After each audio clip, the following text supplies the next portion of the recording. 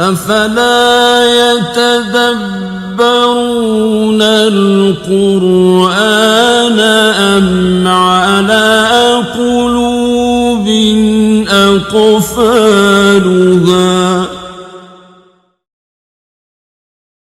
الحمد لله وحده والصلاة والسلام على من لا نبي بعده أما بعد فأعوذ بالله من الشيطان الرجيم بسم الله الرحمن الرحيم عما يتساءلون عن النبأ العظيم الذي هم فيه مختلفون آمنت بالله صدق الله العلي العظيم۔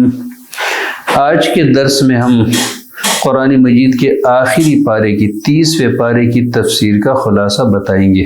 اللہ ہم سب کو سامعین کو صحیح سمجھنے اور ہمیں صحیح سمجھانے اور ہم سب کو عمل کرنے کی توفیق عطا فرمائے۔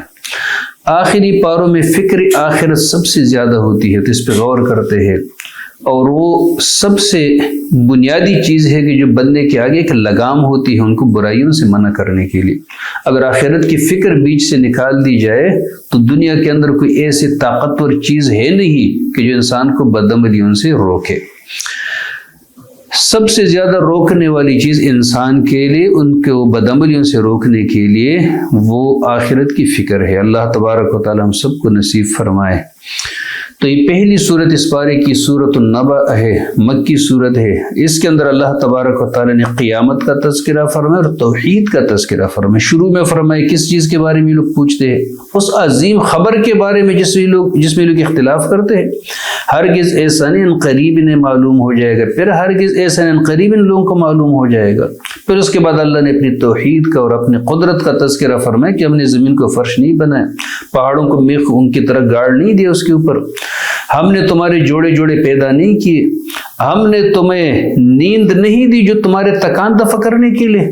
تک جاتا ہے بندہ، ہار جاتا ہے، لیکن جب سو کے اڑ جاتا ہے تکان ختم ہو جاتا ہے۔ کہ ہم نے رات کو پردہ نہیں بنایا، ہم نے دن کو معاش اور کمانے کا ذریعہ نہیں بنایا تمہارے لیے، ہم نے تمہارے اوپر 7 مضبوط آسمان پیدا نہیں کیے، اس کے اندر ایک چمکتا چراغ ہم نے پیدا نہیں کیا۔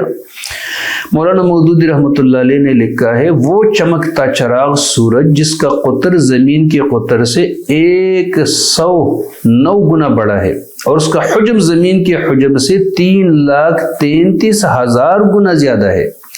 اس کا درجہ حرارت 1,40,00,000 ڈگری سینٹی گریڈ ہے، لیکن زمین سے 9,30,00,000 میل دور ہونے کے باوجود اس کی روشنی کا یہ حال ہے۔ پھر آپ اندازہ لگائے، یہ قدرت نے انتظام کیا، اور کبھی لوڈ شیڈنگ نہیں، کبھی کوئی مسئلہ نہیں، کبھی کوئی فالٹ نہیں، کبھی کوئی فالٹ کے نام پہ بند ہونا نہیں ہے۔ وَأَنزَلْنَا مِنَ الْمُعْصِرَاتِ مَاءً ثَجَّاجًا، اور ہم نے پانی سے بڑے بادل سے پانی نہیں برسائے، بہت زیادہ پانی، تاکہ نکالے اس کے ذریعے اناج اور سبزہ، باغ جو پتوں میں لپٹے ہوئے ہوتے ہیں۔ قیامت کا دن آپ لوگوں کے لیے ایک وقت مقرر ہے جس دن سور پھونکی جائے گی، تم فوج در فوج حاضر ہو جاؤ گے، آسمان کھول دی جائے، اس میں دروازے بنا دیے جائیں گے، پہاڑ اپنی جگہ سے چلا دیے جائیں گے، وہ ایسا ہوگا جیسے چمکتا ریت ہو۔ بے شک جہنم گاد کی جگہ ہے، سرکش لوگوں کے لیے ٹھکانہ ہے، انتہائی طویل عرصہ یہ لوگ اس میں گزاریں گے، نہ کوئی ٹنڈ وہاں چکیں گے، نہ کوئی پینے کی چیز ملے گی سوائے کھولتے ہوئے پانی کے پیپ اور لہو کے، اور یہ بدلہ ان لوگوں کے اعمال کے موافق۔ یہ لوگ حساب کتاب کی امید ہی نہیں رکھتے تھے، ہماری آیت کو خوب جھٹلاتے تھے، ہر چیز کو ہم نے نامہ اعمال میں محفوظ کیا ہے۔ ان سے کہا جائے گا عذاب کا مزہ چکھ لو، ہم عذاب ہی کے اندر اضافہ کریں گے۔ ان کے مقابلے میں پرہیزگار لوگوں کے لیے، پرہیزگار کس چیز سے پرہیز؟ بدعملیوں سے اپنے آپ کو بچانے والے ایسے لوگوں کے لیے کامیابیاں ہے، باغات ہے، انگور ہے، نوخیز اور ہمسن جوڑے ہے، شراب کے بھرے ہوئے جام ہوں گے، وہاں بیہودہ بات اور جھوٹی بات نہیں سنیں گے۔ یہ تمہارے رب کی طرف سے کافی انعام ہے، اس رب کی طرف سے کہ جو آسمانوں کو اور زمین کا رب ہے، جو کچھ ان دونوں کے درمیان ہے، وہ رحمان ہے، کسی کے اختیار میں نہیں ہوگا اس سے بات کرنا۔ جس دن روح جبریل علیہ السلام اور فرشتے صف بستہ کھڑے ہوں گے تو کوئی بندہ بات نہیں کر سکے گا سوائے اس کے جس کو رحمان اجازت دے، اور وہ بھی ٹھیک ٹھیک بات کہے گا۔ یقینی دن ہے، جو بندہ چاہے تو بنائے اپنے رب کے پاس ٹھکانہ۔ بے شک ہم نے تمہیں قریبی عذاب سے ڈرائے، جس دن بندہ دیکھے گا جو کچھ آگے بھیجا اس کے ہاتھوں نے اپنی کمائی کو، اور کافر شخص کہے گا کاش کہ میں مٹی ہو جاتا۔ کچھ روایات میں آتا ہے کہ جب اللہ تبارک و تعالیٰ جانوروں سے بھی حساب کتاب لے گا، جانوروں سے ظلم کا حساب لیا جائے گا قیامت کے دن، اس کا پہلے میں نے تذکرہ کیا ہے، تو پھر اللہ اس سے کہے گا کہ تم مٹی ہو جاؤ۔ تو مٹی ہو جانے کے بعد کافر آدمی کہے گا یا لیتنی کنت ترابا، کاش میں بھی مٹی ہوتا، یعنی میں بھی کوئی حیوان ہوتا، میں انسان نہ پیدا کیا ہوتا تو میرا معاملہ بھی یہاں ختم ہو جاتا۔ سورۃ النازعات ہے، مکی سورت ہے، اس کے اندر آخرت کا ذکر ہے اور اس کے اندر تذکیر بھی ہے، واعظ و نصیحت بھی ہے۔ فرمایا اللہ تبارک و تعالیٰ نے شروع میں قسمیں اٹھائی اللہ نے، اور پھر فرمایا جس دن ہلا دینے والی ہلا ڈالے گی، آئے گی اس کے بعد آنے والی چیزوں، دل اس دن دھڑک رہے ہوں گے، نظر لوگوں کی جھکی ہوگی، لوگ کہیں گے اِنَّا لَمَرْدُودُونَ فِي الْحَافِرَةِ کہ ہم پہلی کیفیت میں واپس لوٹا دیے جائیں گے۔ یہ لوگ کہتے رہے کہ کیا ہم اس کیفیت میں لوٹا دیے، یعنی ہم پھر سے زندہ کیے جائیں گے جبکہ ہم بوسیدہ ہڈیاں ہو جائے، تو اس وقت اٹھنا بڑے خسارے والا ہوگا، لیکن ایک سخت زوردار آواز ہوگی، سب لوگ ایک کھلے میدان کے اندر موجود ہوں گے۔ پھر فرمایا تمہارے پاس موسیٰ علیہ السلام کا واقعہ آیا نہیں آیا؟ جب اللہ تبارک و تعالیٰ نے اس کو کوہ طور کے اوپر آواز دی اور پھر اس کو فرعون کی طرف بھیجا کہ جا کے سمجھاؤ، ان کو نصیحت کرو، اس نے ان کو بڑی نشانیاں دکھائی، لیکن فرعون باز نہ آئے اور بالآخر اللہ تبارک و تعالیٰ نے اس کو پکڑ لیا۔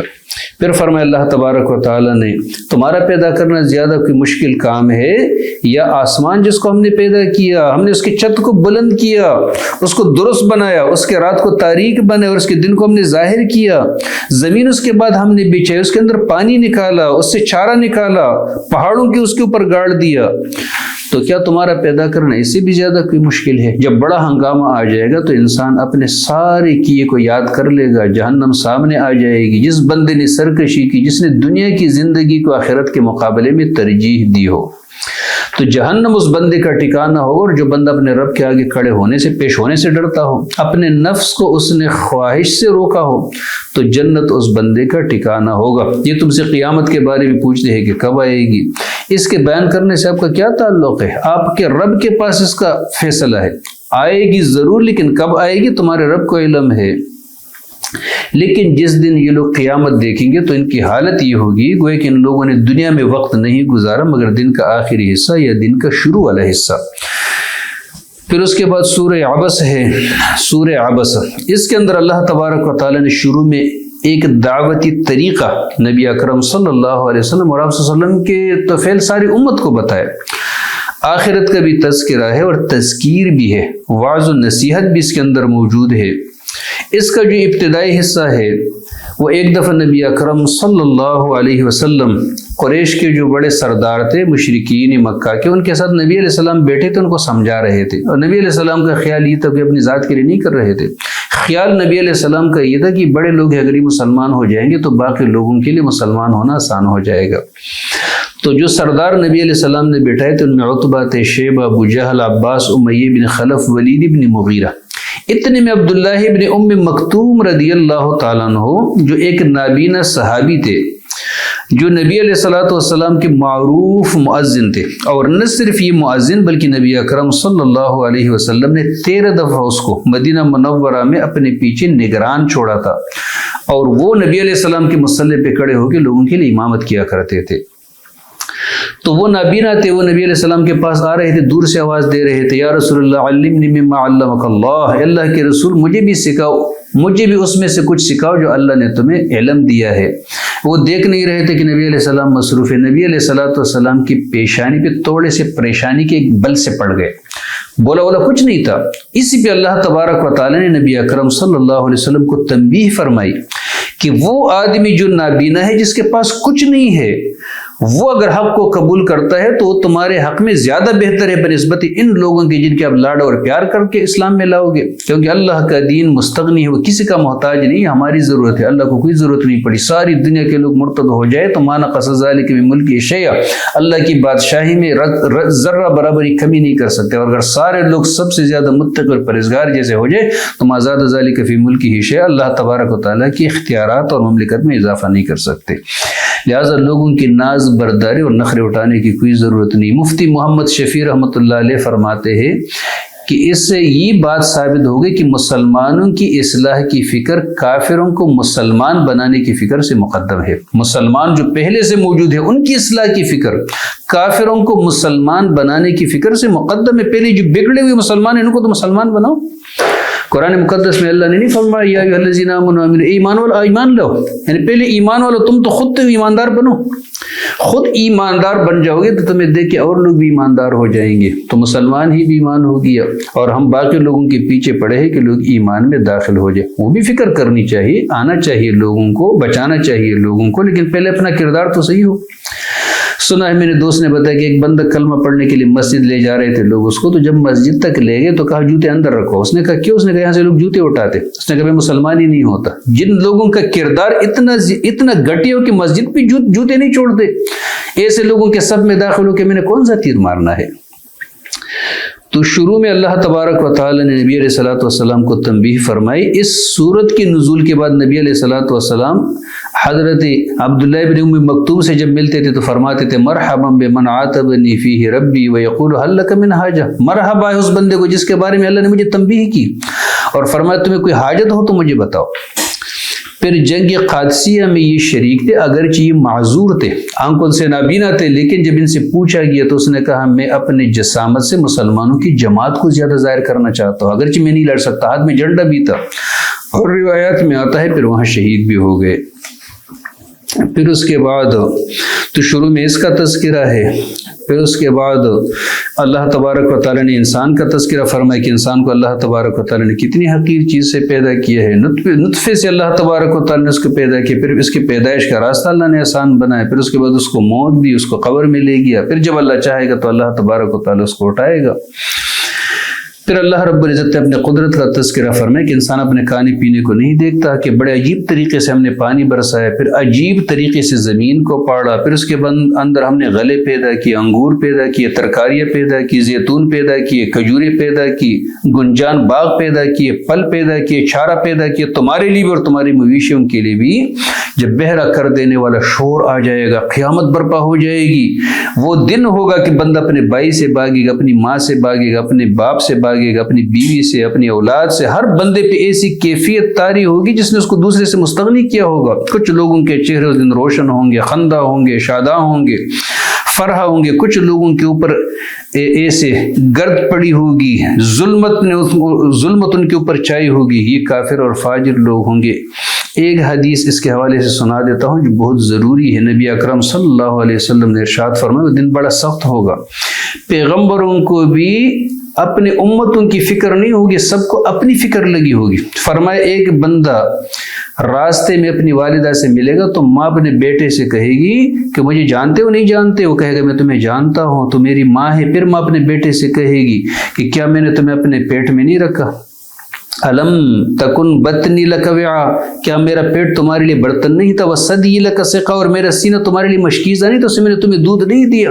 اور میں نے اپنے گود کو تمہارے لیے گہوارہ نہیں بنایا تھا؟ وہ کہے گا بنایا تھا۔ پھر اس کے بعد ماں اس سے کہے گی اگر مجھے نیکی کی ضرورت پڑے گی تو میرے ساتھ تعاون کرو گے؟ بیٹا صاف مکر جائے گا، کہے گا ماں آج مجھے خود اتنی پریشانی ہے کہ میں کسی کے ساتھ مدد نہیں کر سکتا، میں مدد لینے والا ہوں۔ اس کے بعد سورہ تکویر ہے اور سورہ الانفطار، دونوں سورتوں کا تعلق قیامت سے ہے۔ قیامت کا منظر اللہ تبارک و تعالی نے یہاں پہ پیش کیا اور بیان فرمایا۔ ابن عمر رضی اللہ تعالیٰ عنہما فرماتے نبی علیہ الصلوۃ والسلام نے ارشاد فرمایا کہ جو بندہ قیامت کو اپنی آنکھوں سے دیکھنا چاہے تو یہ دونوں صورتیں پڑھے، ترجمے کے ساتھ مفہوم کے ساتھ اس کو پڑھے۔ فرمایا اللہ تبارک و تعالیٰ نے جب سورج لپیٹ دیا جائے گا، جب تارے بکھر جائیں گے اور جب پہاڑ چھلائے جائیں گے، جب 10 مہینے کی حاملہ اونٹنیاں بھی چھوڑ دی جائے گی، اتنی ہیبت ہوگی، اور جب جنگلی جانور اکٹھے کر دیے جائیں گے، جب سمندروں کو بڑھکا دیا جائے گا، جب جانے جسموں کے ساتھ جوڑ دی جائے گی، جب زندہ گاڑی ہوئی بچی سے سوال کیا جائے گا بِأَيِّ ذَنبٍ قُتِلَتْ، بتاؤ کس جرم میں ماری گئی تھی؟ میں تو سمجھتا ہوں اگر قرآن کی آیت نہ ہوتی تو ہمیں یقین بھی نہ آتا کہ لوگ اپنے بچوں کو زندہ بھی دفناتے۔ دور جہالت کے اندر یہ عورتوں کے ساتھ لوگوں کا سلوک تھا۔ بھی ہمارے عورتیں وہ جو آزاد قسم کی عورتیں ہیں وہ جلوس نکالتے اسلام کے خلاف، مسلمانوں کے خلاف، اسلامی احکامات اور اسلامی قوانین کے خلاف، کچھ عرصہ پہلے کراچی میں جلوس نکالا تھا عورتوں نے اور نعرے لگا رہی تھی آدھی روٹی آدھی گواہی نامنظور نامنظور۔ آدھی روٹی آدھی گواہی کیا ہے؟ آدھی روٹی وراثت میں ان کا آدھا حصہ ہے۔ آدھی گواہی جو قرآن کہتا ہے کہ ایک مرد اور 2 عورتیں گواہ بنا کر 2 مرد موجود نہ ہو، یہ اعتراض ان کا کس چیز کے اوپر ہے؟ یہ قرآن پہ ان کا اعتراض ہے، یہ تو ہم نے نہیں کہا، یہ تو مولیوں کا دین نہیں ہے، یہ تو اللہ تبارک و تعالیٰ کا دیا ہوا قانون ہے۔ لیکن اب اس دور جہالت کو یہ عورتیں بھول گئی کہ جو ان کو انسان ماننے کے لیے تیار نہیں تھے، جو زندہ ان کو دفناتے تھے، جبکہ شریعت نے ان کو کتنی حیثیت دی۔ نبی اکرم صلی اللہ علیہ وسلم نے ارشاد فرمایا متفق علیہ حدیث ہے کہ اللہ نے جس بندے کو بیٹیوں کے ذریعے آزمایا اور اس نے ان کے ساتھ احسان کیا تو یہ بیٹیاں ان کے لیے جہنم کے آگے آڑ بنے گی، حجاب بن جائے گی اس بندے کے لیے۔ اور فرمایا نبی علیہ الصلوۃ والسلام نے جو بندہ 2 بیٹیوں کی کفالت کرے گا، مسلم شریف کی حدیث، یہاں تک کہ وہ بالغ ہو جائے تو قیامت کے دن وہ بندہ بالکل ایسے میرے ساتھ ہوگا، اپنی 2 بچوں کی کفالت کرنے والا۔ اور فرمایا نبی کریم صلی اللہ علیہ وسلم نے جو 2-3 بیٹیوں کی کفالت کرے یا بہنیں اس کے ذمے میں آئی، والد صاحب فوت ہو گئے اور ان کی کفالت اس کے ذمے آ گئی، اس نے ان کو ادب سکھایا، ان پہ ترس کیا، یہاں تک کہ اللہ نے ان کو مستغنی کیا، تو اللہ تبارک و تعالیٰ اس بندے کے لیے جنت کو واجب قرار دے گا۔ ایک بندے نے کہا اللہ کے نبی اگر 2 بیٹی یا 2 بہنیں ہو، نبی علیہ السلام نے فرمایا 2 بھی۔ راوی کہتا ہے اگر 1 کا کہتا تو اللہ کے نبی 1 کا بھی یہی جواب دے دیتا اس بندے کو۔ تو شریعت نے تو اتنے حقوق دیے۔ پھر قیامت کا اللہ تبارک و تعالیٰ نے تذکرہ فرمایا کہ جب نام اعمال پھیلا دیے جائیں گے، آسمان کا پردہ ہٹا دیا جائے گا، جہنم بھڑکا دی جائے گی، جنت قریب لے آئی جائے گی، ہر نفس کو پتہ چلے گا کہ وہ کیا لے کر آئے ہیں۔ ہرگز ایسا نہیں، میں قسم اٹھاتا ہوں پلٹنے کی اور چپ جانے والے تاروں کی، رات کی قسم جب وہ رخصت ہوئی، دن کی قسم، صبح کی قسم جب اس نے سانس لیا، کہ عزت مند فرشتے کا قول ہے جو قوت والا ہے، عرش کے مالک کے پاس بلند مرتبہ ہے، مطاع ثم امین، وہ اس کی بات مانی جاتی ہے، وہ باعتماد ہے، تمہارا ساتھی دیوانہ نہیں ہے۔ پھر اس کے بعد سورہ الانفطار ہے، فرمایا اللہ تبارک و تعالیٰ جب آسمان پھٹ جائے گی، ستارے منتشر ہو جائیں گے، بکھر جائیں گے، جب سمندر پاڑ دیے جائیں گے، جب قبریں کھول دی جائے گی، تو ہر نفس کو پتہ چلے گا کہ اس نے سارا اگلا پچھلا انسان کو معلوم ہو جائے گا۔ اے انسان تمہیں کس نے دھوکے میں ڈالا ہے اپنے کریم رب کے بارے میں، جس نے تمہیں پیدا کیا، پھر تمہیں درست بنایا، پھر تمہیں متناسب بنایا، جس صورت میں چاہا تمہیں جوڑ کر اللہ تبارک و تعالیٰ نے تیار کیا۔ ایسے خالق، ایسے مالک اور ایسے رازق کا بھی تم ناشکری کرتے ہو، انہی کی دی ہوئی صلاحیتوں کو اسی کی مخالفت میں استعمال کرتے ہو، اسی سے لڑنے جھگڑنے کے لیے استعمال کرتے ہو۔ پھر اس کے بعد فرمایا کہ ہر انسان کے اوپر کرامن کاتبین ہیں، انسان کے سارے اعمال کو نوٹ کر رہے ہیں، اور قیامت میں بندے نے اس کا حساب دینا ہوگا۔ پھر اس کے بعد یہ سورۃ المطففین ہے، اس کے اندر اللہ تبارک و تعالیٰ نے کہ معاشرتی برائی کا تذکرہ فرمایا، اور پھر آخرت کا تذکرہ فرمایا۔ معاشرتی برائی کیا ہے؟ ڈنڈی یا مارنے والے لوگ، کہ جب لوگوں سے اپنا حق لیتے ہیں تو پورا لیتے ہیں، لیکن جب ناپ یا تول کر لوگوں کو دیتے تو اس میں کاٹا کرتے ہیں۔ ہماری تفاسیر نے اس کے اندر وہ ساری نوکریاں شامل کی ہے کہ بندہ تنخواہ تو پوری لیتا ہے، لیکن جس تنخواہ پہ اس نے معاہدہ کیا ہے تو وہ اپنی صلاحیت پوری طرح وہاں کام پہ نہیں لگاتا، اس میں ناغے کرتا ہے، اس میں ٹائم پہ نہیں جاتا، اس کے اندر غیرازیہ کرتا ہے بلا وجہ، تو اپنا حق پورا ادا نہیں کرتا، اور جو اس کا حق بنتا ہے وہ پورا لینے کی کوشش کرتا ہے، تو وہ لوگ بھی اس ہلاکت اور بربادی کے اندر شامل ہے۔ پھر اس کے بعد اللہ تبارک و تعالی نے قیامت کا تذکرہ فرمایا، نیک لوگوں کے جو نام اعمال ہے وہ علیین میں ہوں گے، جو برے لوگوں کے ہیں وہ سجین کے اندر ہوں گے۔ پھر اس کے بعد سورہ الانشقاق ہے، یہ بھی مکی صورت ہے، اس کے اندر اللہ تبارک و تعالی نے پوری طرح قیامت کا نقشہ کھینچے، فرمایا جب آسمان پھٹ جائے گی، واذنت لربھا وحقت، اپنے رب کے فرمان کی تعمیل کرے گا، اور اس کے لیے حق بھی یہی ہے۔ جب زمین پھیلا دی جائے گی، پھینک دے گی زمین، جو کچھ اس کے اندر خالی ہو جائے گا، اس کا پیٹ، خزانے بھی سارے نکل آئیں گے، جو مردے دفن ہے وہ بھی نکل آ جائیں گے۔ پھر فرمائے اے انسان اپنے رفتہ رفتہ اپنے رب کی طرف جانے والے ہو، پھر رب سے ملنے والے ہو۔ جس بندے کو نام اعمال سیدھے ہاتھ میں دیا جائے گا، اللہ ہم سب کو نصیب فرمائے، تو اس کے ساتھ حساب یسیر ہوگا، اپنے گھر والوں کی طرف خوشی سے جائے گا۔ جس کو پیٹ پیچھے سے دیا جائے گا وہ ہلاکت اور موت پکارے گا، بڑکتی ہوئی آگ میں جائے گا، اپنے گھر والوں میں مگن تھا، اور اس نے سمجھا تھا کہ اسے کبھی پلٹنا نہیں ہے، بے شک اس کا رب اس کو دیکھنے والا تھا۔ پھر اس کے اوپر یہ صورت ختم ہو جاتی ہے۔ پھر اس کے بعد سورۃ البروج ہے، مکی صورت ہے، اس کے شروع والے حصے میں اللہ تبارک و تعالی نے آزمائش کا تذکرہ فرمایا ہے، اور پھر آخر میں اللہ تبارک و تعالی نے دھمکی دی بھی ہے لوگوں کو۔ فرمایا اللہ تبارک و تعالی نے برج والے اسمان کی قسم، یوم موعود کی قسم، دیکھنے والے اور دیکھی جانے والی چیز کی قسم، مارے گئے گڑے والے، گڑے کودنے والے مارے گئے۔ گڑے کودنے والوں سے کیا مراد ہے؟ کون سے لوگ اس سے مراد ہے؟ تو اس کے اندر بہت سارے واقعات ہیں، لیکن ایک واقعہ میں مختصر بیان کرتا ہوں، اگرچہ ٹائم ہمارے پاس تھوڑا ہے، لیکن ایک واقعہ جو زیادہ مستند ہے یہاں پہ حضرت صہیب رومی رضی اللہ تعالیٰ عنہ نے بیان کیا نبی اکرم صلی اللہ علیہ وسلم سے، جو صحیح مسلم اور ترمذی شریف کے اندر درج ہے۔ وہ فرماتے ہیں کہ پرانے زمانے میں ایک بادشاہ تھا، اس کا نام ذو نواس تھا۔ ذو نواس بادشاہ نے اپنے لیے ایک ساحر رکھا تھا۔ جب وہ جادوگر قریب المرگ ہو گیا تو اس نے اس سے کہا کہ کوئی دوسرا لڑکا تلاش کرو تاکہ، اور اس کو اپنا سحر اور جادو منتقل کرو تاکہ آپ نہ ہوں گے تو وہ ہوگا۔ تو اس نے ایک لڑکے کو تلاش کیا، وہ لڑکا بڑا سمجھدار تھا، اس کا نام عبداللہ سامر تھا۔ وہ ان کے ساتھ آگے لگ گیا، ان سے تعلیم حاصل کر رہا تھا۔ لیکن وہ عبداللہ سامر جب راستے میں آتا تھا تو راستے میں ایک راہب بیٹھا ہوتا تھا، دور عیسائیت کا عالم، تو ان کے ساتھ بھی بیٹھتا تھا۔ ان کی باتیں ان کو زیادہ اچھی لگی بنسبت ساحر کے، تو وہاں وقت زیادہ گزارتا تھا۔ جب ان کے پاس ساحر کے پاس دیر سے جاتا تھا تو ساحر سے پوچھتا تھا، ڈانٹتا تھا، تو کوئی بہانہ وہانہ کرتا تھا۔ بہرحال بلاخر وہ اتنا زیادہ پہنچا ہوا ہو گیا کہ ساحر تو نہیں بن سکا، لیکن وہ صاحب کرامت ہو گیا۔ اتنا زیادہ عیسائیت سے متاثر ہو گیا، اس بندے سے، راہب سے متاثر ہو گیا، اتنی زیادہ اس پہ عمل پیرا ہو گیا۔ اور پھر اس کے اندر یہ کرامت اللہ تبارک و تعالی نے اس کو دی کہ جو عیسیٰ علیہ السلام کو بطور معجزہ حاصل تھی۔ مادرزاد آندھی کو ٹھیک کرتا تھا، کوڑی کی بیماری کو ٹھیک کرتا تھا، جو اس زمانے میں لا علاج امراض تھے، جس کا کوئی علاج نہیں تھا۔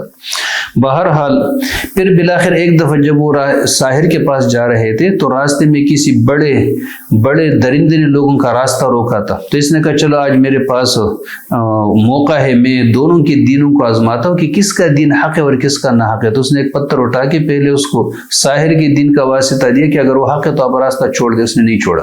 پھر اس کے بعد راہب کے دین کا واسطہ دیا کہ اگر وہ حق ہے تو راستے سے ہٹ جائے، تو راستے سے ہٹ گیا، اس کو پتہ چلے، یقین ہو گیا کہ یہ تو حق ہے۔ اس کے بعد پھر یہ بادشاہ کے پاس بیٹھنا شروع کیا، تو اس کے دربار میں ایک شخص تھا جس کی بینائی ختم ہو گئی تھی۔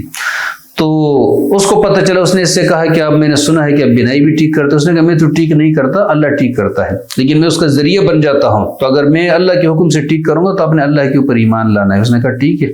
اس نے اس میں دم کیا، آنکھوں پہ کچھ پڑا، ہاتھ پھیرا، وہ اللہ تبارک و تعالیٰ نے اس کو بینائی واپس لوٹائی۔ اس کے بعد وہ بینا ہو گیا۔ بینا جب ہو گیا تو بادشاہ نے اس سے پوچھا کہ کس نے لوٹائی؟ اس نے کہا اللہ نے۔ بادشاہ اللہ تبارک و تعالیٰ کا انکاری تھا، اپنے آپ کو اللہ سمجھ رہا تھا۔ اس نے کہا اچھا اللہ نے؟ تو اس نے اس کو ستانا شروع کیا، آزمانا شروع کیا، ٹارچر کرنا شروع کیا۔ اس نے کہا بتاؤ یہ بتایا آپ کو کس نے، اور یہ لوٹائی کس نے ہے؟ اس نے اس لڑکے کا نام بتا دیا۔ لڑکے کا نام جب بتایا اس کو ٹارچر کیا، تو اس نے اپنے استاذ کا نام بھی بتا دیا کہ میں تو وہاں بیٹھتا ہوں۔ اس نے سب کو بلایا، سب کو بلانے کے بعد پہلے اپنے اس کو جو اس کا وزیر تھا اس کو آرام منگا کے اس کے جسم کے 2 دڑ کر دیے، پھر اس کے بعد اس کے استاذ کو، اور پھر اس کے بعد اس لڑکے کے لوگوں کو بلایا کہ اس کو ایک چھوٹی کشتی میں لے جاؤ، سمندر کے بیچ میں اس کو چھوڑ کے آ جاؤ، پھینک کے آ جاؤ۔ یہ لوگ جب اس کو سمندر کے درمیان میں لے گئے تو وہاں اس نے اللہ تبارک و تعالیٰ سے دعا کی کہ اللہ اگر راہب کا دین حق ہے تو ان لوگوں کو ہلاک کرے، مجھے بچائے۔ اللہ نے ان کو ہلاک کر دیا، کشتی ایسے ڈگمگانے لگی، وہ لوگ گر گئے سمندر میں، یہ واپس چلا گیا، واپس بادشاہ کے سامنے۔ اس نے کہا کیسے؟ اس نے کہا اللہ نے۔ بادشاہ کو اور غصہ آ گیا، کچھ لوگوں کو بلایا کہ اس کو پہاڑی کے اوپر لے جاؤ، باندھو، راہ سے اس کو گراؤ اور تم واپس آ جاؤ۔ پہاڑی کے اوپر جب لے گئے اس نے پھر اللہ سے وہی دعا کی، پہاڑ لرزنے لگا، لوگ گر گئے، واپس آ گیا۔ بادشاہ نے پھر پوچھا یہ کیسے؟ اس نے کہا اللہ نے۔ بادشاہ کو اور غصہ آ گیا۔ پھر اس لڑکے نے خود بادشاہ کو طریقہ بتایا کہ اگر مجھے مارنا ہے تو طریقہ یہ ہوگا، اب مجھے ایک میدان کے اندر لے جائے، سارے لوگوں کو جمع کرے، پھر اس کے بعد میرے جو تیر ہے ان سے ایک تیر نکالے، اور جب مجھے مارو گے تیر تو کہو بسم رب ھذا الغلام، کہ میں اس غلام کے رب کے نام پہ مارتا ہوں، تب اب مجھے مار سکو گے، ورنہ مجھے نہیں مار سکتے۔ اس نے کہا ٹھیک ہے، جان چھوٹ جائے گی۔ لوگوں کو بڑا مجمع اکٹھا کیا، اس کو ایک درخت کے ساتھ لٹکا دیا، اور پھر اس کے بعد تیر نکال کے جب تیر مار رہے تھے تو کہا بسم رب ھذا الغلام، تیر جا کے اس کے کن پٹی پہ لگا، اس نے ہاتھ اٹھا کے یہاں رکھا، اور رکھنے کے بعد پھر اس کے بعد وہ اللہ کو پیارے ہو گئے، شہید ہو گئے۔ لیکن جتنا مجمع تھا سب نے کہا آمنا برب ھذا الغلام، ہم نے بھی اس غلام کے رب کے اوپر ایمان لایا، تو اس کے بغیر اس کو مار نہیں سکے۔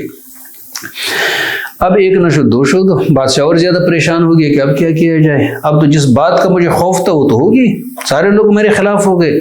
تو اس نے مشیروں سے مشورہ کی، مشیروں نے کہا ہر گلی محلے میں گڑھے کھدواؤ، اس کے اندر آگ جلاؤ اور پھر اس کے بعد لوگوں کو ٹارچر کرو، پوچھو لوگوں سے کہ اگر تمہیں رب مانتے تو اس کو بچاؤ، اس کو بولو گھر میں عیش کرو، اگر نہیں مانتے اس میں جلاؤ اس کو۔ اس نے اسی کی تعمیل کی، لوگوں کو آگ میں پھینکا۔ روایت میں، اسی روایت میں آتا ہے ایک خاتون، اس کے گود میں چھوٹا بچہ تو تھوڑی سی کچا رہی تھی کہ آگ میں کیسے کودوں، تو اس چھوٹے بچے نے اپنی ماں سے کہا قعی فإنک علی الحق، کود جاؤ اس آگ میں کیونکہ اب تو حق پہ ہو۔ جو چھوٹے بچوں نے باتیں کی ان میں سے ایک بچہ یہ بھی ہے، کود جاؤ اس آگ میں۔ وہ اپنے بچے سمیت آگ میں اس نے چھلانگ لگائی۔ اس کا یہاں پہ تذکرہ ہے۔ پھر اس کے بعد حضرت عمر کے زمانے میں نجران کے علاقے میں لوگ کھدائی کر رہے تھے تو وہاں ایک لاش نظر ہے، اس کا ہاتھ یہاں پڑا ہوا تھا اور جب ہاتھ کو الگ کر رہے تھے خون نکل رہا تھا، چھوڑ رہے تھے واپس یہاں جا رہا تھا۔ ایک انگوٹھی بھی پہنتا تھا، اس پہ لکھا تھا کہ اللہ تبارک و تعالیٰ کے علاوہ کوئی معبود نہیں ہے۔ تو لوگوں نے واپس حضرت عمر کی طرف خط بھیجا کہ ایسے کوئی لاش ملی ہے، اس کا کیا کہانی ہے؟ تو حضرت عمر نے کہا یہ وہ عبداللہ سامر ہے رحمۃ اللہ تعالیٰ علیہ۔ تو شروع میں اللہ تبارک و تعالیٰ نے اس کا تذکرہ فرمایا، بعد میں اپنی بادشاہت کا تذکرہ فرمایا، پھر نیک عمل لوگوں کا اللہ نے تذکرہ فرمایا کہ ان لوگوں کو کیا کیا چیزیں ملے گی۔ اس کے بعد سورہ طارق ہے، مکی ہے، والسماء والطارق، اس کے اندر باس بعد الموت کا تذکرہ اللہ تبارک و تعالیٰ نے فرمایا۔ انسان دیکھے کس چیز سے اس کو پیدا کیا گیا؟ اچھلنے والے پانی سے جو پیٹھ اور سینے کی ہڈیوں کے درمیان سے نکلتا ہے۔ بے شک وہ رب جو اس حقیر پانی سے اس کے بنانے پہ قادر ہے تو اللہ تبارک و تعالیٰ اس کو لوٹانے کے اوپر بھی قادر ہے۔ پھر اس کے بعد سورۃ الاعلیٰ ہے، اس کے اندر بھی تذکیر ہے، نصیحت ہے۔ اللہ نے اپنے نبی سے کہا اے نبی اپنے رب برتر کے نام کی تسبیح پڑھ لیا کرو، وہ جس نے پیدا کیا اور تناسب قائم کی، جس نے تقدیر بنائی پھر راستہ دکھایا، وہ اللہ جس نے نباتات اور پودے نکالے، فجعلہ غثاء، پھر اسے سیاہ کوڑا کرکٹ بنایا۔ ہم تمہیں پڑھائیں گے پھر اب بولو گے نہیں سوائے اس کے جو اللہ تبارک و تعالیٰ چاہے۔ اللہ تبارک و تعالیٰ ظاہر اور پوشیدہ سب کو جانتا ہے۔ پھر اس کے بعد اللہ رب العزت نے ارشاد فرمائے نصیحت کرو، اگر نصیحت لوگوں کو نفع دے، نصیحت قبول کرے گا وہ بندہ جو اللہ سے ڈرتا ہے، اور اس سے گریز کرے گا وہ بدبخت آدمی کہ جو آگ میں جلسنے کے لیے تیار ہے، پھر وہاں نہ مرے گا نہ جیے گا۔ کامیاب ہو بندہ جس نے پاکیزگی اختیار کی، رب کا نام لے کے نماز پڑھی۔ تم دنیا کی زندگی کو ترجیح دیتے، آخرت بہت بہتر بہت پائیدار ہے۔ یہ پہلے صحیفوں میں بات موجود تھی ابراہیم اور موسیٰ علیہ السلام کے۔ پھر سورۃ الغاشیہ ہے، اس کے اندر آخرت کا تذکرہ ہے۔ اللہ تبارک و تعالیٰ نے فرمایا کیا تمہیں چھا جانے والی آفت کی خبر آئی ہے؟ کچھ چہرے اس دن خوفزدہ ہوں گے، سخت مشقت والے، تکے ہوئے، جلس رہے ہوں گے شدید آگ میں، اور ان کو پلا دیا جائے گا کھولتے ہوئے چشمے کا پانی۔ ان کے لیے کھانا نہیں ہوگا مگر خاردار سوکھی گھاس جو نہ موٹا کرے نہ بھوک کو مٹا دے۔ کچھ چہرے اس دن بارونق بھی ہوں گے، اپنی کارگزاری پر راضی ہوں گے، بلند و بالا جنتوں میں ہوں گے، وہاں کوئی بیہودہ بات نہیں سنیں گے، اس میں چشمے روا ہوں گے، اس کے اندر اونچی اونچی مسندیں اور تخت ہوں گے، ساغر ہوں گے رکھے ہوئے، تکیوں کی قطاریں لگی ہوئی گی، قالین بچے ہوئے ہوں گے۔ پھر اس کے بعد اللہ رب العزت نے اپنی قدرت کا تذکرہ فرمائی، نہیں دیکھتے پہاڑوں کو کیسے میں نے بلند کیا، آسمان کو کیسے اٹھایا، زمین کو کیسے بچھایا، ان کو نہیں دیکھتے ان کو میں نے کیسے پیدا کیا۔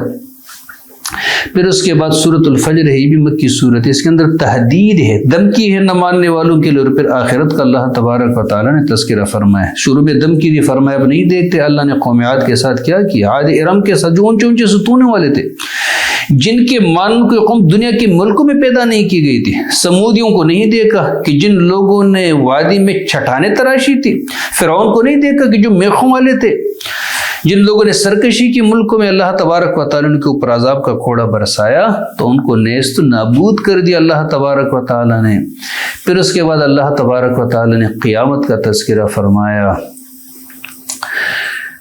پھر اس کے بعد آخر میں اللہ رب العزت نے ارشاد فرمایا، جس نفس مطمئنہ کا پہلے تذکرہ ہوا تھا، اللہ فرمائے گا یا ایتھا النفس المطمئنہ، اللہ ہمارے نفس کو نفس مطمئنہ بنائے، اے نفس مطمئنہ پلٹ جاؤ اپنے رب کی طرف، خوش اور پسندیدہ داخل ہو جاؤ میرے بندوں میں، داخل ہو جاؤ میری جنتوں میں۔ سورۃ البلد، اس کے اندر پوری طرح تذکیر ہے، نصیحت ہے، اللہ تبارک و تعالیٰ قسم اٹھاتے ہیں اور پھر اس کے بعد فرماتے ہیں کہ ہم نے انسان کو بڑے مشقت میں پیدا کیا، کیا وہ چاہتا ہے کہ اس پر کوئی قابو نہیں پا سکے گا؟ کہتا ہے میں نے ڈھیروں سارا مال خرچ کیا، کہتے اس کو کسی نے نہیں دیکھا۔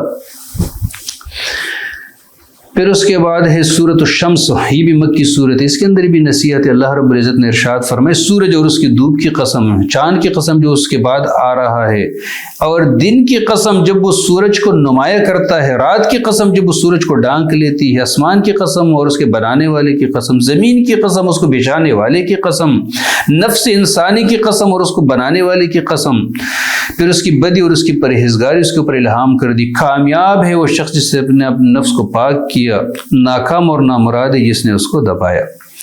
پھر سمود کا تذکرہ، ان لوگوں نے نہیں مانا تو اللہ تبارک و تعالی نے فدمدم علیہم ربہم بذنبہم فسواہا ولا یخاف عقباہا، سورۃ اللیل مکی صورت ہے، اس کے اندر بھی تذکیر ہے، نصیحت ہے۔ فرمائے رات کی قسم جب وہ چھا جائے، دن کی قسم جب وہ روشن ہو جائے، اس ذات کی قسم جس نے نر و مادے کو پیدا کی، در حقیقت تمہاری کوشش مختلف قسم کی ہے۔ جس بندے نے دیا پرہیزگاری اختیار کی، وصدق بالحسن، بلائی کو سچ مانا، ہم اس کو آسان راستے کے لیے سہولت دیں گے۔ جس بندے نے بخل کیا، اپنے آپ کو بے نیاز سمجھا، بلائی کو جھٹلایا، تو ہم اس کو سخت راستے کی سہولت دیں گے۔ کفر پہ جانا اس کے لیے آسان ہو جائے گا، اس کا مال اس کو نہیں بچائے گا جب وہ ہلاک ہو جائے گا۔ پھر اس کے بعد سورہ والضحیٰ ہے، سورہ والضحیٰ، وہی کا نزول نبی علیہ الصلوۃ والسلام کے اوپر بند ہوا تھا۔ ابن جریج کے مطابق 12 دن، کل بھی کہتے ہیں 15 دن، ابن عباس فرماتے ہیں 25 دن، کچھ اور روایات بھی ہے۔ مشرکوں نے تانے دینے شروع کیے تھے نبی اکرم صلی اللہ علیہ وسلم کو، بالخصوص ابو لہب کی بیوی ام جمیل جو نبی علیہ السلام کی چچی تھی، اس نے ایک دفعہ نبی علیہ السلام سے کہا معلوم ہوتا ہے کہ تمہارے شیطان نے تمہیں چھوڑ دیا، نعوذ باللہ۔ اللہ نے یہ صورت نازل فرمائی، قسم ہے روز روشن کی اور رات کی جب وہ سکون کے ساتھ طاری ہو جائے، تمہارے رب نے نہ تمہیں چھوڑا ہے نہ تم سے ناراض ہے۔ بات کا دور تمہارے لیے پہلے دور سے بہت اچھا ہوگا، اللہ تمہیں اتنا دے گا کہ تو خوش ہو جاؤ گے۔ کہ آپ یتیم نہیں تھے، اللہ نے تمہیں ٹھکانہ دی، آپ ناواقف نہیں تھے، اللہ نے تمہیں واقفیت دی، آپ نادار نہیں تھے، اللہ تبارک و تعالیٰ نے تمہیں غنی کر دیا۔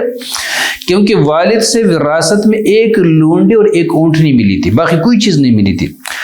اب یتیم کے ساتھ سختی نہ کرو، سائل کو جھڑکو نہیں، مانگنے والے کو، اور اپنے رب کی نعمت کا خوب اظہار کرو۔ سورہ علم نشرہ ہے، اس کا بھی پہلے والی سورت سے تعلق ہے، دونوں سورتیں ساتھ اتری ہے۔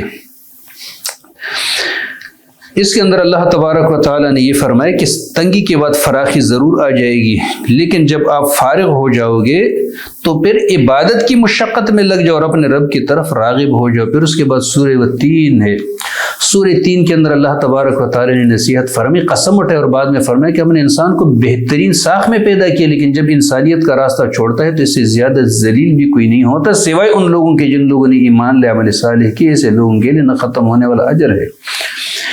پھر اس کے بعد سورہ العلق ہے، اس کے جو ابتدائی 5 آیات ہے، یہ پہلی وہی ہے جو غار حرا میں نبی اکرم صلی اللہ علیہ وسلم کے اوپر نازل ہو گئی تھی۔ اقرأ بسم ربک الذی خلق، خلق الانسان من علق، اقرأ وربک الاکرم الذی علم بالقلم، علم الانسان ما لم یعلم۔ پھر اس کے بعد انسان کی کیفیت اللہ نے بتائی کہ انسان بڑا سرکش ہے جب وہ تھوڑا سا غنی ہو جاتا ہے۔ پھر اس کے بعد سورۃ القدر ہے، جس کے اندر اللہ تبارک و تعالیٰ نے اس رات کا تذکرہ فرمایا، اس کی فضیلت بتائی جس رات میں قرآن اترا۔ کہاں اترا؟ زمین پہ نہیں اترا تھا، قرآن لوح محفوظ سے قریبی آسمان کی طرف ایک رات میں نازل ہوا تھا پورا۔ وہ بیت العزت قریبی آسمان میں ایک جگہ ہے، وہاں اس کو رکھوائی گئی اور پھر وہاں سے حصوں میں قرآن نازل کیا گیا، جس کا 23 سال کا دوران یہ اس میں لگا۔ تو وہ رات قدر کی رات تھی جو رمضان میں ہے، قوی امکان ہے آخری عشرے میں، اور آخری عشرے میں قوی امکان طاقرات میں، اور طاقرات میں سب سے زیادہ قوی امکان 27ویں شب میں ہے۔ فرمایا ہم نے قرآن کو شب قدر میں نازل کیا، تم کیا جانو شب قدر کیا ہے؟ یہ ایک قدر کی رات 1000 مہینوں سے افضل ہے، جس سے کوئی 83 سال سے اوپر کا عرصہ بنتا ہے۔ فرشتے نازل ہوتے، جبریل علیہ السلام اترتے ہیں اس میں اپنے رب کے حکم سے، من کل امر، ہر قسم کے معاملات لے کے، فیصلے لے کے، اور رات سراسر سلامتی ہے، یہ فجر کی طلوع تک چلتی ہے۔ سورۃ البینہ ہے، اس کے اندر اللہ تبارک و تعالیٰ نے جنت اور جہنم کا تذکرہ فرمایا ہے۔ پھر اس کے بعد ہے سورۃ الزلزال، اس کے اندر اللہ تبارک و تعالیٰ نے قیامت کا نقشہ کھینچا ہے کہ جب زمین پوری شدت کے ساتھ ہلا ڈالی جائے گی، زمین اپنے اندر کے بوجھ سارے نکال دے گی، اس کے اندر چھپے ہوئے خزانے، مردے۔ انسان کہے گا یہ کیا ہوا؟ میں تو پیسے ٹکے پہ لڑتا تھا، میں تو مارتا تھا، میں تو اپنوں کو بھی نہیں چھوڑتا تھا، اب تو یہ ڈیر لگے ہیں۔ اس دن زمین اپنے اوپر گزرے ہوئے سارے حالت بتا دے گی، کیونکہ تمہارے رب نے اس کو ایسا حکم دیا ہے۔ لوگ متفرق حالت میں نکلیں گے، ذرہ برابر کسی نے اچائی کی ہوگی اس کو بھی دیکھے گا، برائی کی ہوگی اس کو بھی دیکھے گا۔ سورۃ العادیات ہے، اس کے اندر اللہ تبارک و تعالیٰ نے انسان کی ناشکری کا تذکرہ فرمایا، گھوڑوں کا تذکرہ فرمایا کہ وہ گھوڑے کے جو جانور ہے جن کو انسان چارہ ڈالتا ہے لیکن انسان کے کیسے اطاعت گزار ہوتا ہے، جس مہم کی طرف اس کو دوڑائے وہ دوڑتا ہے، جتنا مشکل میں اس کو اٹھائے اس مشکل میں جا کے وہ کود جاتا ہے۔ لیکن انسان تو اپنے رب کا ناشکر ہے، انسان کو اللہ نے پیدا بھی کیا ہے، اس کو بنایا بھی ہے، اس کو رزق بھی دیتا ہے، لیکن اللہ تبارک و تعالیٰ کا حکمات نماز پڑھنے تک تیار نہیں ہوتا، اللہ کے حکم پہ جھوٹ بولنے کے لیے تیار نہیں ہوتا، اپنے پیٹ پہ پتھر باندھنے کے لیے تیار نہیں ہوتا۔ تو یہ تو اس گھوڑے سے بھی بدتر ہے۔ سورۃ القارعہ میں اللہ تبارک و تعالیٰ نے قیامت کا تذکرہ فرمایا کہ جب قیامت آ جائے گی لوگ بکھرے ہوئے پروانوں کی طرح ہوں گے، پہاڑ رنگ برنگ کے دونکے ہوئے اون کی طرح ہو جائیں گے۔ جس کی نیکیوں کا پلڑا وزنی ہو جائے گا دل پسند عیش میں ہوگا، جس کا جس کا ہلکا ہو جائے گا پلڑا اس کے جائے قرار گہری کائی ہوگی، تم کیا جانو وہ کیا ہے، بڑکتی ہوئی آگ ہے۔ سورۃ التکاثر، اس کے اندر اللہ تبارک و تعالیٰ نے لوگوں کو ڈرایا ہے کہ دنیا میں ایک دوسرے سے مال و دولت بڑھانے کی دن نے تمہیں غفلت میں ڈالا ہے، یہاں تک کہ تم قبرستان پہنچ جاؤ گے۔ ہرگز ایسا نہیں، تمہیں عنقریب پتہ چلے گا، ہرگز ایسا نہیں عنقریب تمہیں پتہ چلے گا، تم جہنم کو دیکھو گے، عین الیقین سے دیکھو گے، پھر اللہ تبارک و تعالیٰ تم سے اپنی نعمتوں کے بارے میں ضرور باز پرس کرے گا۔ سورۃ العصر قرآن مقدس کی مختصر ترین سورت ہے،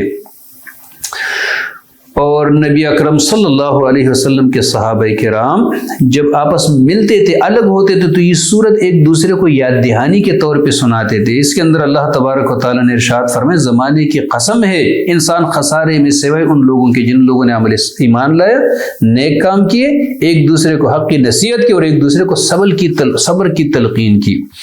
پھر اس کے بعد سورۃ الہمزہ ہے، سورۃ الہمزہ یہ بھی مکی سورت ہے، اس کے اندر بھی واضح نصیحت ہے۔ اللہ تبارک و تعالیٰ نے فرمایا، ہلاکت اور بربادی اس بندے کے لیے کہ جو روبرو برائیاں بیان کرتا ہو، پیٹ پیچھے برائیاں بیان کرتا ہو، مال جمع کرتا ہو، گن گن کے اس کو رکھتا ہو، وہ سمجھتا ہے کہ اس کا مال ہمیشہ ان کے پاس رہے گا، ہرگز ایسا نہیں، چکنا چور کر دینے والی جگ میں اس کو پھینک دیا جائے گا۔ تم کیا جانو کہ وہ جگ کیسی ہے، خوب بڑکائی ہوئی آگ ہے جو دلوں تک پہنچے گی اور ان پر ڈانگ کر بند کر دی جائے گی، اس حالت میں کہ اونچے اونچے ستون میں لوگ گرے ہوں گے۔ نعوذ باللہ منہا۔ سورۃ الفیل ہے اور سورۃ القریش۔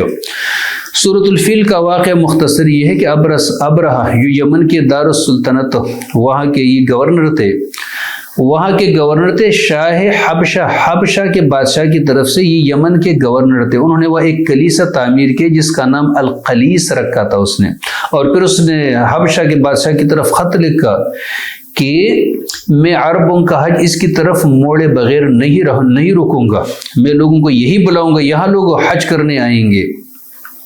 بہرحال کسی عرب آدمی نے تیش میں آ کے یا کسی نے سازش کے تحت اس کو آگ لگا دی یا جا کے وہاں قضاء حاجت کی، تو اس کو غصہ آ گیا، چنانچہ 571 یا 570 عیسوی میں 60,000 کی فوج، اس زمانے کے لحاظ سے بڑی فوج، جس میں 13 یا 9 ہاتھی بھی تھے، وہ لے کر روانہ ہو گئے، اس نیت سے کہ میں نعوذ باللہ خانہ کعبہ کو گراؤں گا، اس کو شہید کروں گا۔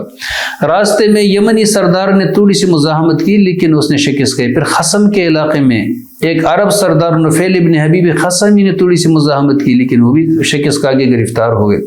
بدرقے کی خدمت پہ راضی ہو گئے کہ میں تمہیں راستہ دکھاؤں گا۔ طائف کے قریب جب پہنچے تو بنو ثقیف کو اپنے بت لات کے مندر کی فکر لاحق ہو گئی۔ ان کا سردار مسعود وفد لے کے ان سے ملا اور کہا، ہمارے بت کو مت چھیڑنا، باقی راستہ آپ کے لیے کھلا ہے۔ ایک آدمی ابو رغال بھی ان کو دے دیا کہ آپ کو راستہ دکھا دے گا، لیکن وہ مکہ کے قریب جا کے مر گیا۔ اس کا نام المغمس ہے یا المغمس۔ اس سے آگے بڑے لوٹ مار بھی کیے، نبی علیہ السلام کے داد عبد المطلب کے 200 اونٹ بھی لیے۔ ابرہہ نے پیغام بھیجا کہ میں خانہ کعبہ گراؤں گا، اس کو نہیں چھوڑوں گا، باقی آپ لوگ چلے جاؤ، آپ مزاحمت نہ کریں۔ بہرحال عبد المطلب، لیکن ان کے سردار کو لے کر آنا، تو عبد المطلب جب ان کے پاس گئے تو اس نے کہا میرے اونٹ مجھے حوالے کرو۔ اس نے کہا میں تو سمجھ رہا تھا کہ آپ خانہ کعبے کی بات کریں گے، آپ اونٹوں کی بات کرتے ہو۔ اس نے کہا اونٹ میرے ہیں اور خانہ کعبہ اللہ کا ہے، اللہ خود آپ سے دیکھے گا۔ بہرحال یہ لوگ واپس آ گئے اور اتنی فوج کی مزاحمت کی سخت ان لوگوں میں نہیں تھی، خانہ کعبے کی کنڈی پکڑ کے اللہ سے دعا کی اور پھر سائڈ پہ ہو گئے۔ جب یہ ابرہہ اپنے لاؤ لشکر سمیت یہ وادی محصر میں پہنچا، وادی محصر کہ جو اب مینا کے اندر یہ جگہ ہے، مینا کے سائڈ میں جگہ موجود ہے. جب وہاں یہ پہنچے تو اس کا جو ہاتھی تھا محمود نام تھا بیٹھ گیا. وہ لاکھ لوگوں نے اس کو اٹھانے کی کوشش کی لیکن اٹھ ہی نہیں رہا تھا. اتنے میں اللہ تبارک و تعالیٰ نے پرندے بھیجے ان کی چونچ میں کنکریاں تھی اور پھر اس کے بعد اوپر سے پھینکتے رہے, میزائل برستے رہے ان لوگوں کے اوپر, اور ایسے ان لوگوں کے اس کے اندر ایسے زہریلے اثرات, کھوپڑی کے اوپر گر جاتا, نیچے سے نکل جاتا, گوشت کی گودڑی الگ ہو جاتی, ہڈیوں کا ڈانچہ الگ گر جاتا. ابرہا بھی بھاگنے لگا اور جو بدرقہ تھا اسے کہا مجھے راستہ دکھا. اس نے کہا میں راستہ کہاں دکھا سکتا ہوں؟ این المفر والالہ الطالب والاشرم المغلوب ولیس الغالب. اب بھاگنے کی جگہ کیا ہے؟ اللہ نے ہمارے پیچھے کیا ہے, اور نکٹا ابرہا آج مغلوب ہے, وہ کبھی غالب نہیں آ سکتا. پوری فوج اس وادی کے اندر ڈھیر ہو گئی. اس کے بعد پھر سورۃ الماعون ہے. اس کے اندر اللہ تبارک و تعالی نے نصیحت کی اور ان لوگوں کی بد اخلاقیوں کا تذکرہ فرمایا. اپنے اس بندے کو نہیں دیکھا کہ جو اللہ کی دین کو جھٹلاتا ہے یا روز آخرت کو اور جزا اور سزا کو جھٹلاتا ہے, یتیم کو دھکے دیتا ہے اور نہیں اکساتا مسکین کے کھانے پہ. ایسے نمازیوں کے لیے ہلاکت ہے کہ جو اپنی نمازوں سے بے خبر ہوتے ہیں, وہ کہ جو دکھلاوے کی نمازیں پڑھتے ہیں. وَيَمْنَعُونَ الْمَاعُونَ, اور معمولی ضرورت کی چیزیں دینے سے گریز کرتے ہیں ایک دوسرے سے. سورۃ الکوثر ہے قرآن کی مختصر ترین سورت. جب نبی علیہ السلام کے نرینہ بیٹے یہ کے بعد دیگر سب فوت ہو گئے تو نبی اکرم صلی اللہ علیہ وسلم کو عاصب بن وائل نے, ابو لہب نے بھی نبی علیہ السلام کو طعنہ دیا اور کہا بتیرا محمد صلی اللہ علیہ وسلم, محمد صلی اللہ علیہ وسلم کی تو نسل کٹ گئی. اللہ رب العزت نے سورت نازل فرمائی ہے پیغمبر ہم نے آپ کو حوض کوثر دیا ہے, اپنے رب کی خاطر نماز پڑھو, قربانی کرو, تمہارا دشمن ہی جڑ کٹا ہے. سورۃ الکافرون میں کافر لوگوں نے نبی علیہ السلام سے کہا تھا کہ کچھ ہماری بات مانو, کچھ ہم آپ کی بات مان لیتے ہیں. اللہ تبارک و تعالی نے فرمایا کہ سوال ہی پیدا نہیں ہوتا کہ میں صحیح بات منوانے کے لیے غلط بات بھی مانوں, ہو ہی نہیں سکتا. پھر اس کے بعد سورۃ النصر ہے جو قرآن کی سب سے آخری سورت ہے نزول کے حوالے سے. ابن عباس فرماتے ہیں حجۃ الوداع کے موقع پہ مینا کے میدان میں یہ سورت اتری اور اس کے بعد نبی علیہ السلام 3 مہینے حیات رہے, پھر دنیا سے رخصت ہو گئے.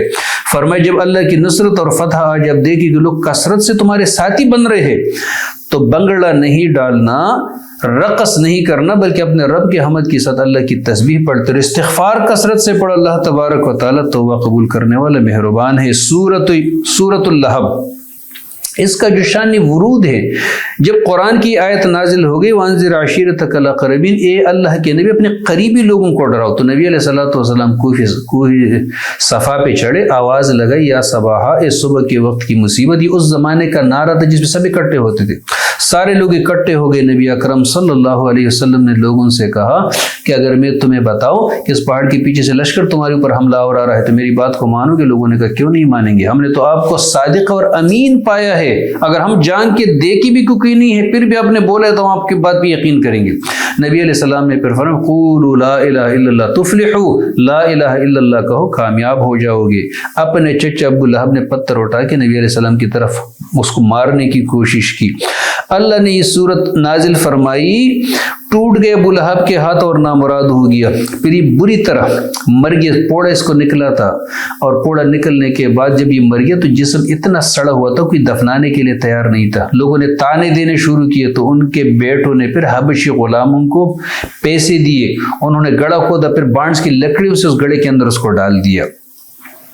بیوی ام جمیل جو نبی علیہ السلام کی چچی تھی, اس نے بھی نبی علیہ السلام کو پتھر مارنے کی کوشش کی. ایک بیٹا تھا اس کا عتیبہ, اس نے بھی نبی علیہ السلام کے چہرے مبارک پہ تھوکنے کی کوشش کی تھی. نبی علیہ السلام نے بددعا فرمائی تھی اللہم سلط علیہ کلبا من کلابک, کہ اللہ اپنے کتوں میں سے کتا اس پہ مسلط کرے.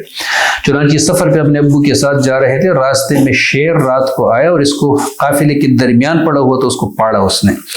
یہ عتبہ اور عتیبہ 2 بیٹے تھے جو نبی علیہ السلام کے داماد بھی تھے, اور ایک معتب بھی تھا. تو معتب اور عتبہ بعد میں مسلمان ہو گئے تھے فتح مکہ کے موقع پہ, لیکن عتبہ اور عتیبہ دونوں نبی علیہ السلام کے داماد تھے.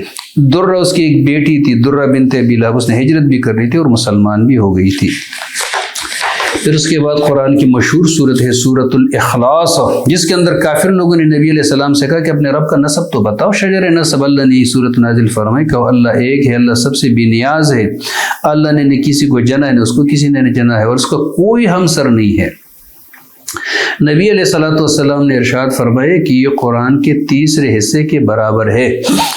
فضیلت کے حوالے سے یا مضامین کے حوالے سے، کیونکہ قرآن مقدس کا جو مرکزی مضمون ہے وہ توحید ہے، توحید۔ پھر اس کے بعد یہ جو آخری دو صورت ہے قرآن کی جس کو معوذتین کہتے ہیں، سورۃ الفلق اور سورۃ الناس، دونوں کا شان ورود اور شان نزول ایک ہی ہے، ایک ہی شان نزول ہے ان کا۔ محرم سن 7 ہجری میں صلح حدیبیہ کے بعد یہودیوں کا ایک وفد آیا، لبید ابن اعصم جو بنو زریق قبیلے سے اس کا تعلق تھا، اس کو 3 اشرفیہ بطور لالچ دیے اور اسے کہا کہ نبی علیہ السلام پہ جادو کرو۔ ایک یہودی لڑکا جو نبی علیہ السلام کی خدمت پہ مامور تھا، اسے کنگھی کا ٹکڑا حاصل کی جس میں نبی علیہ السلام کے بال مبارک تھے، موئی مبارک، تو جادو انہوں نے خود کیا یا اس کی 2 بہنیں تھیں، انہوں نے جادو کی۔ نر کجور کے خوشے کے غلاف میں رکھ کر لبید بن زریق ان کا ایک قوت زروان نامی کو اس کے پتھر کے نیچے اس کو دبایا۔ نبی علیہ السلام کے اوپر 1 سال تک اس کے اثرات تھے۔ شروع والے ششمائی میں مزاج میں کچھ تبدیلی آ رہی تھی، آخری 40 دن زیادہ تکلیف اور آخری 3 دن بہت زیادہ تکلیف تھی نبی، لیکن جسمانی اثر ہوا تو روحانی یا ذہنی اثر نہیں ہوا تھا نبی علیہ السلام کے اوپر۔ بالآخر نبی علیہ السلام نے دعا مانگی، رات کو 2 فرشتے ایک پاؤں کی طرف سے ایک سر کی طرف سے کھڑا ہوا، ایک نے دوسرے کو اس کو کیا ہوا، دوسرے کا سیر ہوا۔ کس نے کیا؟ لبید نے۔ کہاں پڑا ہے؟ زروان کے کنویں میں پتھر کے نیچے پڑا ہے۔ تو نبی علیہ السلام جب جاگے تو نبی علیہ السلام نے حضرت علی کو، عمار بن یاسر کو، حضرت زبیر رضی اللہ تعالیٰ عنہ کو بھیجا، پھر خود بھی پیچھے سے گئے اور ساتھ میں اس قبیلے کے جبیر بن یاس، قیس بن محسن کو بھی ساتھ لے گئے۔ وہاں سے جا کے ان کو نیچے سے پھر نکالا، اس کا پانی بھی کالا ہو گیا تھا، کنگھی تھی، بالوں کے ساتھ ایک تان تھی، اس کے اندر 11 گرے لگی ہوئی تھی، ایک موم کا پتلا بھی تھا جس کے اندر سوئیاں بھی چبوئی ہوئی تھی۔ لبید نے جرم کا اعتراف کر لیا لیکن نبی علیہ السلام نے اس کو معاف کیا۔ بہرحال یہ آخری 3 صورتیں نبی علیہ السلام کا معمول تھا رات کو سونے سے پہلے 3 دفعہ پڑھنے کا اور ہاتھوں پہ پھونک کے پورے جسم پہ ہاتھ ملنے کا۔ بخاری کی حدیث ہے، انشاءاللہ پڑھیں گے تو ہر قسم کی آفات و بلیات سے محفوظ رہیں گے۔ اسی پہ آج کا ہمارا درس ختم بھی ہوتا ہے اور یہ ہمارا جو مختصر دور تفسیر تھا یہ بھی ختم ہو جاتا ہے۔ اللہ تبارک و تعالی ہم سب کو صحیح سمجھنے عمل کرنے کی توفیق عطا فرمائے۔ جو کوتاہی کم یا سرزد ہوگی اللہ تبارک و تعالی اس کو معاف فرمائے، اللہ اس کو مؤثر بنے، اللہ اس کو ہماری ہدایت کا ذریعہ بنے۔ دعا کے لیے بھی جو لوگ ہمیں سن رہے ہیں وہ دعا میں بھی ہمارے ساتھ شریک ہو جائے۔ سب سے پہلے قرآن کے ختم والی دعا پڑھیں گے، اللہم آنس وحشتنا فی قبورنا، اللہم ارحمنا بالقرآن العظیم واجعلہ لنا اماما ونورا وہدی ورحمہ، اللہم ذکرنا منہ ما نسینا وعلمنا منہ ما جہلنا وارزقنا تلاوتہ آناء اللیل وآناء النہار واجعلہ لنا حجتا یا رب العالمین۔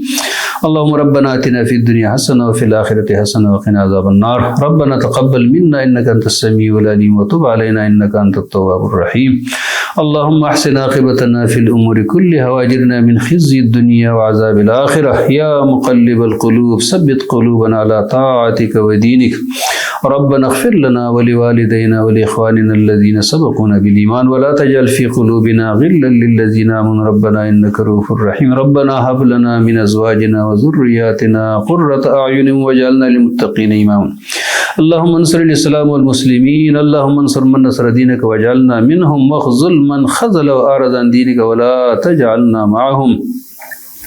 اے الہ العالمین یا ذی الجلال والاکرام، قرآن کو ہمارے لیے ہدایت کا ذریعہ بنائے، یا الہ العالمین اس کے ذریعے ہمارے دلوں کو، ہمارے سینوں کو، ہمارے قبروں کو روشن کر دے۔ الہ العالمین قرآن کو ہمارے لیے رہنما بنائے، اس سے ہمیں رہنمائی حاصل کرنے کی توفیق عطا فرمائے، اس کا صحیح سمجھ عطا فرمائے، اس کے تقاضے پورے کرنے کی توفیق عطا فرمائے، اس سے محبت عطا فرمائے، اس پر عمل کرنے کی توفیق عطا فرمائے، اس کے ذریعے فرض نماز و میرات کی تہجد میں قیام کی، بالتراویح میں قیام کی الہ العالمین ہمیں توفیق عطا فرمائے۔ یا الہ العالمین یا ذی الجلال والاکرام ہمارے تمام مرحومین کی مغفرت فرما، بالخصوص ہمارے والدین، ہمارے اساتذہ کرام، جو سامعین حضرات ہمارے لیے بھی دعا کرے، الہ العالمین ہم سب کے لیے اس کو صدقہ جاریہ بنا دے، اس کو اپنے بارگاہ میں شرف قبولیت عطا فرمائے۔ الہ العالمین قرآن کے نتیجے میں ہمارے قبروں کو نور سے بھر دے، یہ ہمارے لیے جہنم سے نجات کا ذریعہ بنائے، جنت میں لے جانے کا وسیلہ بنا دے، پوری صراط سے گزرنے کا ذریعہ آسان بنائے ہمارے لیے۔ اس کے نتیجے میں الہ العالمین ہمیں نام مال سیدھے ہاتھ میں عطا فرمائے۔ یا الہ العالمین یا ذی الجلال والاکرام اگلی تمام منزل آسان فرما، قبر، محشر، جہنم کے عذاب سے نجات عطا فرما۔ الہ العالمین حوض کوثر بجام کوثر ہم سب کو نصیب فرما، روز محشر نبی اکرم صلی اللہ علیہ وسلم کی شفاعت اور محبت ہمیں عطا فرما، اپنے عرش کا خصوصی سایہ نصیب فرما۔ الہ العالمین نام اعمال سیدھے ہاتھ میں عطا فرما، پولیس رات سے گزرنا آسان فرما، جنت الفردوس نصیب فرما یا الہ العالمین۔ جو بھی دوست و احباب سامعین سامعات بیمار ہے الہ العالمین، کے گھروں میں بیماری ہے شفا کلی عطا فرما، جملہ امراض کا خاتمہ فرما الہ العالمین، جسمانی روحانی تمام بیماریوں کا کلکم فرما اے الہ العالمین۔ ہر وہ خیر ہمیں عطا فرما جو آپ کے نبی نے تم سے مانگی، ہر اس شر سے ہمیں محفوظ فرما جیسے تمہارے نبی نے تم سے پناہ مانگی یا الہ العالمین۔ یا ذل جلال والاکرام، جو بے اولاد ہے ان کو نیک اور صالح اولاد عطا فرما، جو صاحب اولاد الہ العالمین ہمارے بچوں کو نیک بنا دے، صالح بنا دے، آنکھوں کی ٹھنڈک بنا دے، صدقہ جاریہ بنا دے الہ العالمین، رزق کی تنگی دور فرما، بے روزگاروں کو حلال اور اچھا روزگار عطا فرما، جو مقروض ہے قرض سے چھٹکارا عطا فرما اے الہ العالمین۔ یا ذل جلال والاکرام، پاکستان کو اسی قرآن کا نظام عطا فرما، چاہے لانے والا کوئی بھی ہو الہ العالمین، ہمیں قرآن کا نظام عطا فرما، ہمیں نظام مصطفیٰ عطا فرما جو ہمارے سامنے موجود ہے، ظلم جبر کے انسانوں کی بنائی ہوئی اس ظالمانہ نظام سے الہ العالمین ہمیں نجات عطا فرما اے الہ العالمین۔ یا ذل جلال والاکرام، دنیا بھر کے مظلوم مسلمانوں کی مدد فرما، ان کی فریاد رسی فرما، بالخصوص فلسطینی مسلمانوں کی مدد فرما، غیب سے ان کی نصرت فرما، اسرائیل اور ان کے حواریوں کو نیست و نابود فرما۔ یہ جو ادارہ ہے جنہوں نے اتنی بڑی خدمت کی قرآن کی آپ تک پہنچانے کی، ادارہ معارف اسلامی الہ العالمین، اس ادارے کو دن دگنی رات چگنی ترقی عطا فرما، جس کے معاونین ہیں، جس کے ہمدرد ہیں، ان کے مال میں، رزق میں، ان کی زندگیوں میں الہ العالمین اپنی خصوصی برکت عطا فرما۔ ربنا تقبل منا انك انت السميع العليم وتب علينا انك انت التواب الرحيم، صلى الله تعالى على خير خلقه محمد وعلى اله وصحبه اجمعين، آمين برحمتك۔